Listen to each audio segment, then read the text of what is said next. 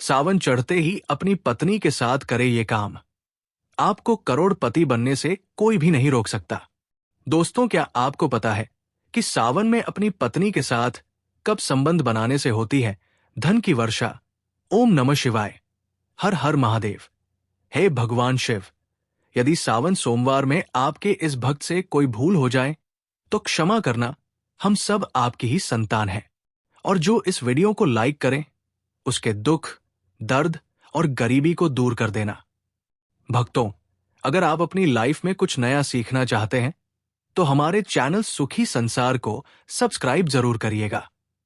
भक्तों, अगर जिस महिला की शादी हो गई है, तो ऐसे में अगर आपका पति भी इन 3 चीजों को पहनने के लिए बोले तो आप तुरंत मना कर दें।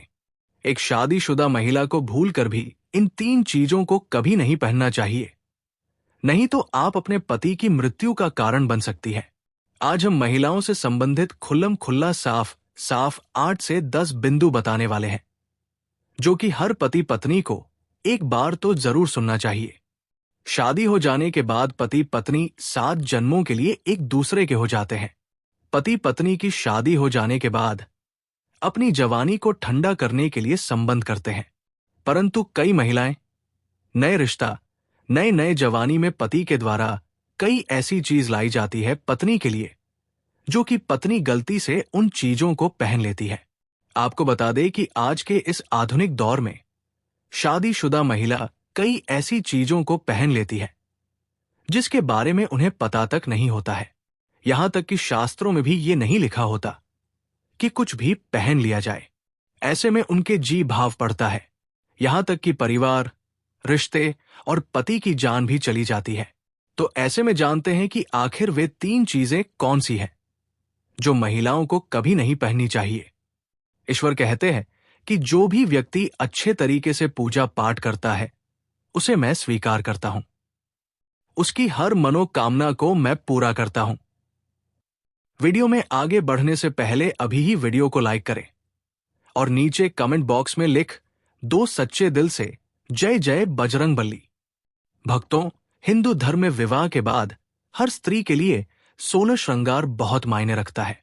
मांग में सिंदूर, माथे पर बिंदिया, हाथों में चूड़ियां, पाव में पायल और बिछिया, ये धारण कर जब एक लड़की अपने घर को छोड़ किसी दूसरे घर में प्रवेश करती है तो उसके जीवन के मायने ही बदल जाते हैं।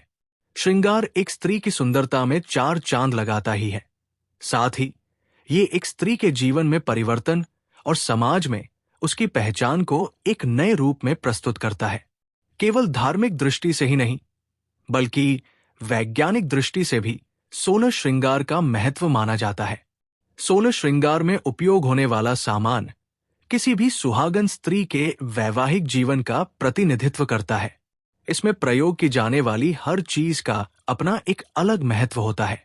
हिंदू धर्म मानने वाली प्रत्येक सुहागन स्त्री अपने पति की लंबी आयु और सुखी जीवन की कामना के साथ 16 श्रृंगार धारण करती है। परंतु कई ऐसी चीज होती है जो कि महिलाओं को कभी नहीं पहननी चाहिए। अब यहां पर कुछ दोस्त ऐसे भी होंगे जो हमारी बातों को हल्के में लेंगे, क्योंकि उन्हें वास्तुशास्त्र का ज्ञान नहीं है। इस पर एक कहावत भी प्रचलित है कि बंदर क्या जाने अदरक का स्वाद। अर्थ यह है, कोई भी व्यक्ति वास्तुशास्त्र के बारे में नहीं जानता है तो फिर इन उपायों में या वीडियो देखने पर विश्वास ही नहीं करता है। इसलिए भक्तों, सही सटीक 100% जानकारी के साथ में जानने के लिए इस वीडियो से जुड़ जाना। वीडियो को आगे बढ़ते हैं। आपके पास अभी जितने भी काम हैं उनको साइड में रख दीजिए। ध्यानपूर्वक जो आपको बताया जा रहा है उसे देखिए और सुनिए। नंबर 1, शास्त्रों में स्पष्ट बताया गया है कि किसी भी शादीशुदा महिला को एकदम सफाचट सफेद रंग का वस्त्र कभी नहीं पहनना चाहिए। ऐसा करने से आपके मान सम्मान को ठेस पहुंच सकता है। आपको बता दें कि आजकल के फैशन के युग में महिला सुंदर दिखने के लिए काफी ऐसी हदें पर कर देती है जिसके बारे में सोचना भी पाप के बराबर है। वास्तुशास्त्र के अनुसार किसी भी शादीशुदा महिला को एकदम से सफाचट सफेद रंग का साड़ी या सूट कभी नहीं पहनना चाहिए। इसके पीछे का कारण यह है कि सफेद रंग की साड़ी को पहनने से पतिव्रता धर्म बिल्कुल खत्म हो जाती है और उनके जीवन में नकारात्मक ऊर्जा का आगमन शुरू हो जाता है, क्योंकि ये लिबास विधवा होने का है। ऐसे में आप अपने पति के मृत्यु का कारण बन सकती है, इसलिए हो जाए सावधान। वही अगर आप सफेद रंग का वस्त्र पहनना चाहती है तो ऐसा पहने जिसमें को और रंग भी जरूर मिला हो, लेकिन एकदम सफेद रंग का कपड़ा कभी ना पहने। नंबर 2, इस आधुनिक दौर में महिलाएं सुंदर दिखने के लिए पैरों में सोने की पायल और बिछिया पहन लेती है, जो कि शादीशुदा महिलाओं के लिए पूरी तरह से अशुभ माना जाता है। पैरों में सोने से बनी हुई चीजों को पहनने से कुबेर महाराज का अपमान होता है और जिसके कारण आपके परिवार से रिश्ते टूट सकते हैं और कई सारी परेशानियों का आगमन भी हो सकता है। इसलिए सोने को पैर में कभी न पहने। पैरों में सोना पहनने से पाप लगता है, इसलिए हो जाए सावधान। नंबर 3, सिंदूर और मंगलसूत्र का महत्व। हिंदू धर्म के अनुसार सिंदूर और मंगलसूत्र के बिना शादी अधूरी मानी जाती है। आपको बता दें, ये लोग तो सभी जानते हैं कि हिंदू महिलाओं के लिए सिंदूर सुहाग की निशानी होती है। इसे वे अपने पति की खुशी से जोड़ती है। ऐसे में अगर जो महिला विवाहित होकर भी सिंदूर ना लगाए तो दुनिया का सबसे बड़ा पाप माना गया है और आपके इस पवित्र रिश्ते को और व्यक्ति मनहूसियत का नाम दे सकते हैं। इसलिए मांग में सिंदूर होना आवश्यक है। वहीं मंगलसूत्र का भी बड़ा महत्व है। मंगलसूत्र में सोना या पीतल भले ही ना लगा हो, लेकिन पीले धागे में काले मोती जरूर होने चाहिए। ऐसा माना जाता है कि मंगलसूत्र का पीला हिस्सा माता पार्वती और काला हिस्सा भगवान शिव माना गया है। शास्त्रों के अनुसार शादी होने के बावजूद भी जो महिलाएं मंगलसूत्र न पहनती हैं तो सबसे बड़ा पाप है। ऐसे में आपके रिश्ते पर कलंक लग सकता है। इसलिए एक शादीशुदा महिला को मंगलसूत्र अवश्य पहनना चाहिए। अगर आपके पास मंगलसूत्र नहीं है तो कम से कम गले में काला धागा तो पहन सकते हैं। दोस्तों, क्या आप जानते हैं कि अगर सिंदूर में एक ऐसी चीज रख दी जाए जो आपके लिए और आपके परिवार के लिए बेहद शुभ हो? क्या आप ऐसी चीज के बारे में जानते हैं? अगर नहीं तो वीडियो को अंत तक जरूर देखिएगा, क्योंकि अब हम बताने वाले हैं कि ऐसी कौन सी चीज है जो सिंदूर की डिब्बी में रखनी चाहिए और जो वो कई कार्यों में बहुत शुभ है। धार्मिक मान्यता के अनुसार सिंदूर लगाने के कई नियम होते हैं जिनका पालन करना अनिवार्य होता है। सिंदूर लगाने के संदर्भ में जो भी नियम बनाए गए हैं, सभी सुहागिन महिलाओं को इन नियमों का विधि पूर्वक पालन करना चाहिए, अन्यथा उनके जीवन में परेशानियां उत्पन्न होने लगती हैं। जो महिलाएं सिंदूर के नियमों का पालन नहीं करती हैं, ऐसी महिलाओं के पति को धन तथा स्वास्थ्य संबंधी समस्याओं का सामना करना पड़ सकता है। तो आइए जानते हैं सिंदूर लगाने के वे कौन से नियम हैं जिनका पालन हर महिलाओं को करना चाहिए। नंबर 1, सिंदूर का गिरना बहुत ही अपशगुन माना जाता है, इसीलिए हमें हमेशा बच्चों से दूर रखना चाहिए। अगर आप किसी ऐसी जगह पर रखेंगी तो बच्चे इसे हाथ लगाएंगे और ये गिर सकता है। नंबर 2, मांग के लिए आप हमेशा ही सूखे सिंदूर का ही इस्तेमाल करें। आजकल मार्केट में ट्रेंड के लिए कई तरह के लिक्विड सिंदूर भी उपलब्ध हैं, लेकिन वे लगाने अच्छे नहीं होते। कई महिलाओं को लगता है कि सिंदूर लगाते समय उनके माथे पर गिर जाता है तो माथे से सिंदूर का गिरना बहुत शुभ होता है। तो इसका मतलब है कि आपका पति आपसे बहुत प्यार करता है। नंबर 3, सिंदूर को कभी भी किसी के सामने ना लगाएं। जब आप सिंदूर को किसी के सामने लगाते हैं तो आपके पति को नजर लग सकती है और आपका प्यार कम हो सकता है। नंबर 4, अगर गलती से कभी आपसे सिंदूर नीचे गिर जाता है तो उसे इकट्ठा करके नाली या इधर उधर ना फेंके। सिंदूर को इकट्ठा करके माथे से लगाकर किसी पेड़ के नीचे रखते हैं। नंबर 5, अगर आप सूखा सिंदूर सही तरीके से नहीं लगाते हैं तो आप अपनी उंगलियों माचिस की तीली को थोड़ा सा गीला करके सिंदूर में मिक्स करके माथे पर लगा लें। इससे सिंदूर नहीं फैलेगा और नहीं आपके चेहरे पर गिरेगा। नंबर 6, शादीशुदा महिलाओं को हमेशा सिंदूर अपने पैसों से ही खरीद कर ही लगाना चाहिए। किसी अन्य के पैसों से खरीदा गया सिंदूर लगाने से बचें। लेकिन अगर वही किसी का दिया हुआ सिंदूर अगर कोई महिला लगाती है तो इससे बहुत बड़ा अनर्थ हो सकता है, जिसकी आपने कभी अपेक्षा भी नहीं की होगी। और साथ ही धन वैभव की कमी और पति को किसी भी तरह से सफलता न मिलना, घर में क्लेश का वातावरण रहना, घर में इस प्रकार का वातावरण बन जाता है। नंबर 7, इसके साथ ही कभी भी महिला को बगैर नहाए मांग में सिंदूर नहीं लगाना चाहिए। सबसे पहले महिला नहा ले और पूजा पाठ कर ले, उसके बाद ही अपने माथे पर सिंदूर लगाए। सिंदूर लगाते समय सदैव आप अपने पति की लंबी आयु तथा उनकी सफलता के बारे में ही सोचें। इससे उनका भाग्य और भी अधिक प्रबल एवं शक्तिशाली बनता है। नंबर 8, सुहागिन। महिलाओं को उपहार में मिले सिंदूर का उपयोग करने से बचना चाहिए, क्योंकि शास्त्रों में उपहार में मिले सिंदूर का उपयोग करना अशुभ है। केवल अपने पति का दिया हुआ सिंदूर ही लगाए, जो कि शादीशुदा महिलाओं के लिए काफी शुभ है। नंबर 9, चाहे कितनी भी बड़ी मजबूरी हो, परंतु शादीशुदा महिलाओं को किसी दूसरी महिला के सिंदूर को अपने मांग में भरने से बचना चाहिए। किसी दूसरी महिला कि सिंदूर को अपने मांग में भरना बहुत ही अशुभ होता है। ऐसा करने वाली महिलाओं के पति को धन संबंधी समस्याओं का सामना करना पड़ता है। नंबर 10, घर में अगर किसी भी तरह के सूतक है या आपको पीरियड्स आ रहे हैं तो आप सिंदूर न लगाएं, क्योंकि ये सिंदूर का अपमान होता है। इसके साथ ही मां लक्ष्मी ऐसे घर में प्रवेश भी नहीं करती है। पीरियड्स के दौरान महिलाओं को कई काम करने की मनाही होती है, जैसे रसोई में जाना, अचार छूना, पूजा पाठ करना या मंदिर जाना आदि। दोस्तों, हिंदू धर्म में ऐसी मान्यता है कि पीरियड्स के दौरान महिला द्वारा तुलसी में जल डालने से तुलसी का पौधा सूख जाता है, क्योंकि इस समय महिलाओं के शरीर में ऊर्जा का संचार अधिक होता है। इस ऊर्जा को भगवान सहन नहीं कर पाते, इसलिए पीरियड्स के दौरान पूजा पाठ करना या मंदिर जाना वर्जित है। दोस्तों, प्राचीन काल में मंत्रोच्चार और अनुष्ठान के बिना पूजा अधूरी मानी जाती थी। इसमें बहुत समय लगता था। दोस्तों, पीरियड्स के दौरान महिलाओं को इतनी देर बैठकर पूजा पाठ और अनुष्ठान करने में समस्याओं का सामना नहीं करना पड़े, इसके लिए उन्हें इन 5 दिनों तक पूजा पाठ से दूर रखा जाता था। दोस्तों, यदि पीरियड्स के अवधि 7 दिन है तो 8वें दिन मंदिर में प्रवेश किया जा सकता है।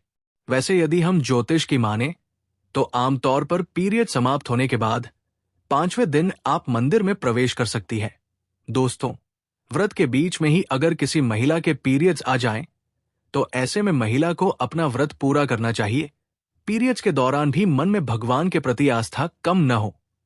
भगवान के लिए मन की शुद्धता सबसे ज्यादा जरूरी है, शारीरिक शुद्धता बाद में आती है।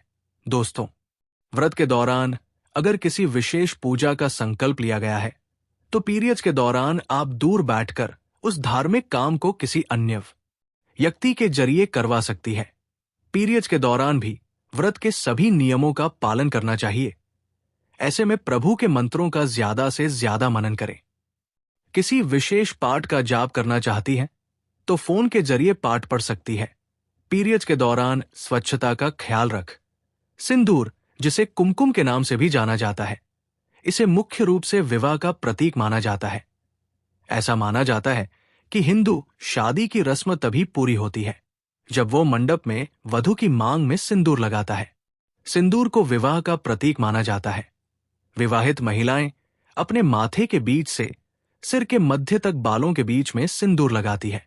दरअसल ये प्रथा सदियों से चली आ रही है और मांग में सिंदूर लगाना सुहागिनों के मुख्य श्रृंगार में से एक माना जाता है। अधिकांश हिंदू विवाह समारोह में सिंदूर लगाने की रस्म सबसे महत्वपूर्ण रीति रिवाजों में से एक होती है और शादी के बाद भी सिंदूर लगाने के नियम होते हैं, जिसे हर एक सुहागिन स्त्री ध्यान में रखती है, क्योंकि सिंदूर को सुहाग का प्रतीक माना जाता है। इसलिए महिलाएं पति की लंबी उम्र की कामना के साथ मांग में सिंदूर लगाती है। भक्तों, शास्त्रों में तो सिंदूर लगाना बेहद ही शुभ माना गया है, लेकिन पीरियड्स के दौरान जो विवाहित महिलाएं होती हैं उन्हें अशुद्ध माना जाता है। इसलिए कभी भी शादीशुदा महिलाओं को पीरियड्स में सिंदूर नहीं लगाना चाहिए। दोस्तों, आपको ये जानकारी कैसी लगी? अगर आपको ये जानकारी अच्छी लगी हो तो इस वीडियो को एक लाइक करके कमेंट में जय भोलेनाथ जरूर लिखें। धन्यवाद। दोस्तों, क्या आपको पता है कि इस सावन में किस सोमवार को अपने पत्नी के साथ संबंध बनाने से भगवान शंकर सीधे आपके घर में प्रवेश करेंगे? दोस्तों, आप बिल्कुल अब सतर्क हो जाएं, क्योंकि वो सोमवार जो आपकी जिंदगी बदल सकता है। अगर आपने गलती से भी इस सोमवार, जिसके बारे में मैं आपको बताने जा रहा हूं, उस दिन अपनी पत्नी के साथ संबंध बना लिया, तो भगवान शिव और माता पार्वती को आपके घर में वास करने से कोई नहीं रोक सकता। देखते ही देखते आप रोडपति से करोड़पति बन जाओगे।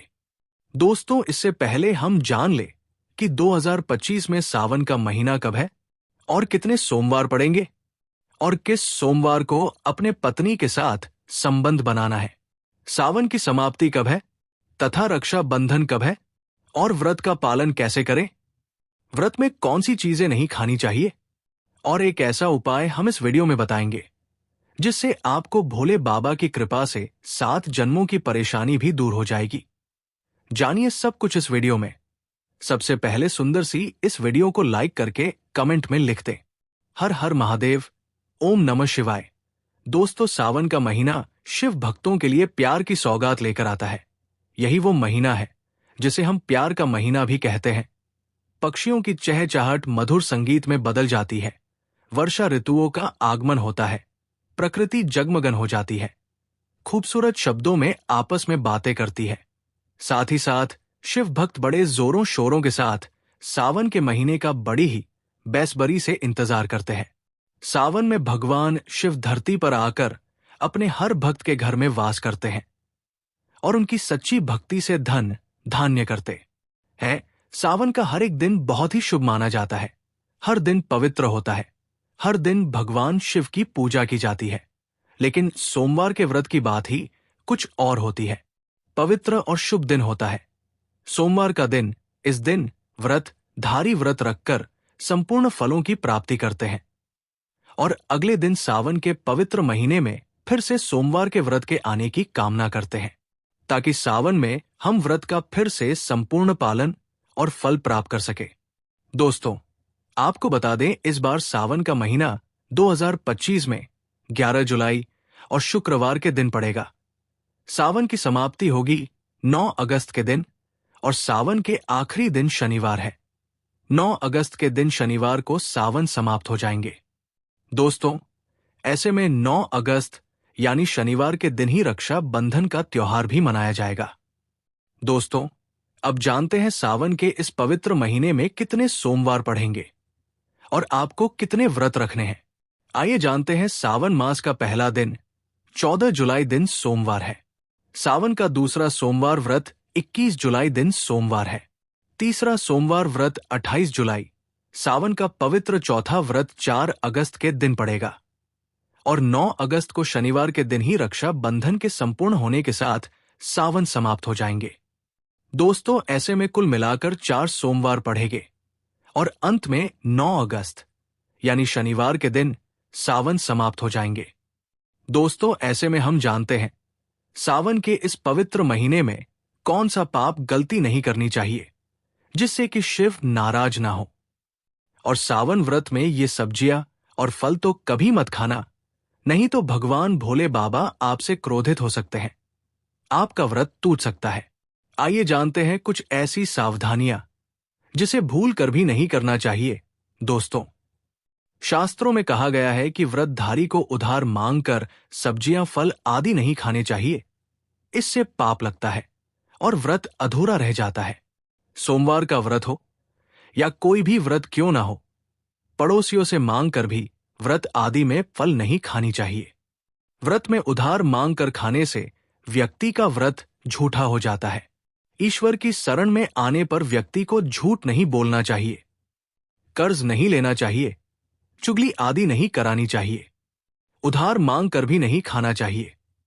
अगर आपको कोई अपनी मर्जी से खाने के लिए व्रत में कुछ देता है तो उसे आप खा सकते हैं, लेकिन व्रत में कम से कम उधार मांगकर फल आदि नहीं खाना चाहिए, इससे पाप लगता है और व्यक्ति की पवित्रता भंग हो जाती है।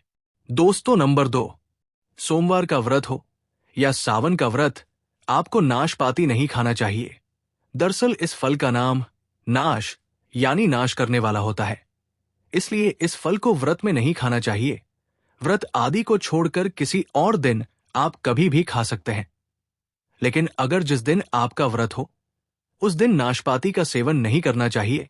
भगवान को भी नाशपाती नहीं चढ़ाना चाहिए। दोस्तों, नंबर 3, कुतू या सिंघाड़े का आटा खाने से भी आपका व्रत टूट सकता है। आपको बता दे, लंबे समय से रखा हुआ आटा आपका व्रत भंग कर सकता है। दरअसल पुराने आटे में घुन आदि कीड़े वगैरह पड़ जाते हैं जो ठीक तरह से दिखाई भी नहीं देते। ऐसा आटा खाने पर दरअसल आप मांस का सेवन करते हैं और व्रत में कीड़े खाना घोर पाप के बराबर माना जाता है और आपका व्रत भी भंग हो जाता है। व्रत में ताजा आटा खाना चाहिए। लंबे समय से रखे हुए आटे में कीड़े पड़ जाते हैं, ऐसा कभी न करें। व्रत हमेशा शुद्धता में ही रखना चाहिए।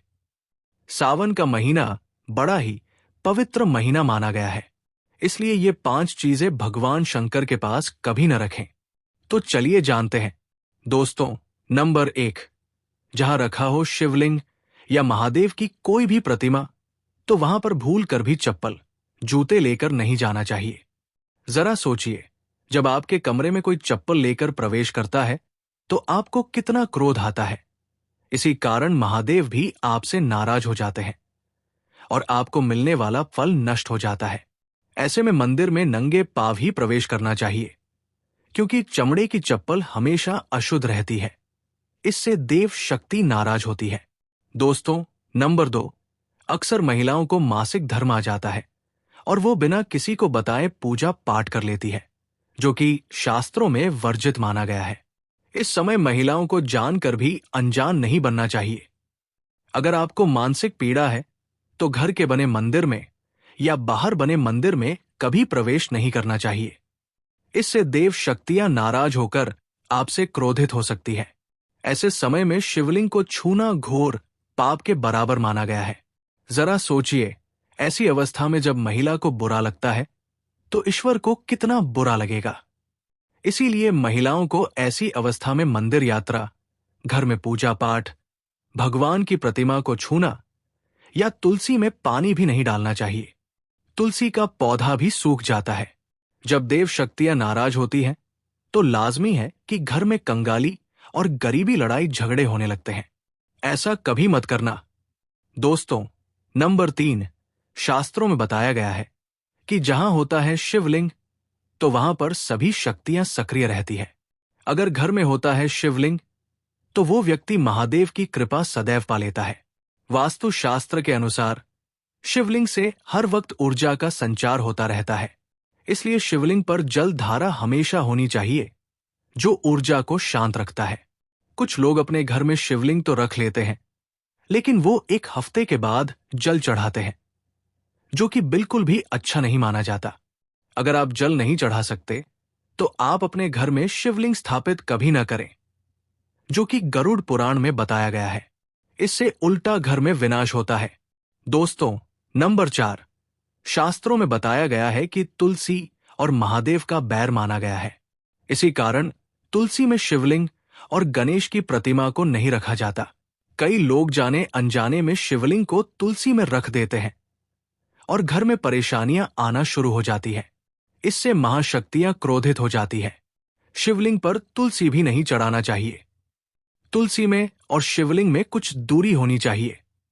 दोस्तों, नंबर 5, घर का मंदिर या बाहर का मंदिर, किसी भी मंदिर में ऐसे व्यक्ति को प्रवेश नहीं करना चाहिए जिसने स्त्री प्रसंग अर्थात संबंध किया हो या उसने मांस खाया हो। अगर आप शारीरिक रूप से गंदे हैं तो मंदिर के आसपास भी नहीं जाना चाहिए। घर के बने मंदिर में कोई कपड़ा आदि डाल देना चाहिए। जरा आप ही सोचिए, क्या आप मांस खाकर या स्त्री के साथ शारीरिक संबंध बनाकर भगवान के पास जाएंगे? और क्या वह आपसे प्रसन्न होंगे? बिल्कुल भी नहीं। वह आपसे क्रोधित हो सकते हैं और आपसे नाराज हो जाएंगे। शास्त्रों में इसे घोर पाप माना गया है। इससे व्यक्ति नरक में जाता है। ऐसा दुष्ट स्वभाव मनुष्य की बर्बादी का कारण माना गया है। ऐसा ना करें। ईश्वर के सामने हमेशा नहा धोकर मन पवित्र लेकर ही जाना चाहिए। इससे सभी शक्तियां आपसे प्रसन्न रहती है। दोस्तों, सावन के महीने में महादेव को ऐसे बेलपत्र कभी मत चढ़ाना, बहुत ही अशुभ माना जाता है। दोस्तों, पौराणिक मान्यताओं के अनुसार बेलपत्र चढ़ाने से शिव जी का मस्तक शीतल रहता है। बेलपत्र से भगवान शिव की पूजा करने से दरिद्रता दूर होती है और व्यक्ति सौभाग्यशाली बनता है। इससे हनुमान जी भी प्रसन्न होते हैं, क्योंकि वे शिव के ही अवतार हैं और इस बात को शायद ही कोई जानता हो। दोस्तों, पहले आप ये जानें कि बेलपत्र का उपयोग और इसके लाभ कैसे मिलते हैं। दोस्तों, नंबर 1, तीनों लोकों में जितने तीर्थ स्थल प्रसिद्ध हैं, वो सभी तीर्थ स्थल बेलपत्र के मूल भाग में स्थित माने जाते हैं। इस बात को शायद ही कोई जानता हो। दोस्तों, नंबर 2, यदि बेल का वृक्ष घर के बीचों बीच या पूर्व दिशा में लगा हो तो घर में धन धान्य की कोई भी कमी नहीं रहती और परिजन खुशहाल रहते हैं।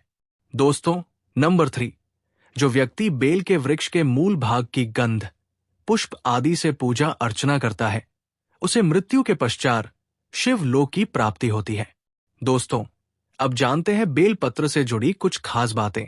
चतुर्थी, अष्टमी, नवमी, चतुर्दशी और अमावस्या तिथियों को संक्रांति के समय और सोमवार को बेलपत्र नहीं तोड़ना चाहिए।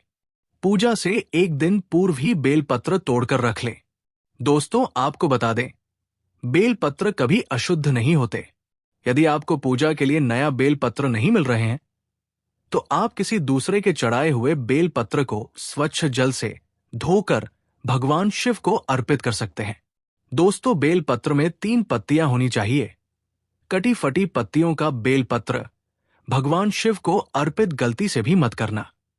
कटी फटी पत्तियों को अर्पित करने से शिव का अपमान माना जाता है और बेलपत्र का भी, इसलिए बेलपत्र की पत्तियां एकदम साफ होनी चाहिए। दोस्तों, सावन के इस पवित्र महीने में अगर जिस व्यक्ति को 5 संकेत मिल जाए तो इससे ये पता चलता है कि महादेव आपकी भक्ति से बहुत प्रसन्न है और आपको धनी होने से कोई भी नहीं रोक सकता। तो चलिए जानते हैं। दोस्तों, नंबर 1, बैल का दरवाजे पर आना। नंदी महाराज भगवान भोलेनाथ के वाहन हैं। नंदी को भगवान शिव का द्वारपाल भी कहा गया है। नंदी महाराज को बुद्धि और ज्ञान का प्रतीक माना गया है। शिव के मंदिर के बाहर हमेशा नंदी महाराज विराजित रहते हैं। लेकिन अगर सावन के इस पवित्र महीने में अचानक से नंदी महाराज आपके दरवाजे पर आ जाए और घर की चौखट को सींग मारने लगे, तब आपको समझ लेना चाहिए कि भगवान शिव आपके घर में आने वाले हैं, जो कि ये उनके आने का एक संकेत है। भगवान शिव आपके भक्ति से बहुत प्रसन्न है और आपके घर में खुशियां आने वाली है।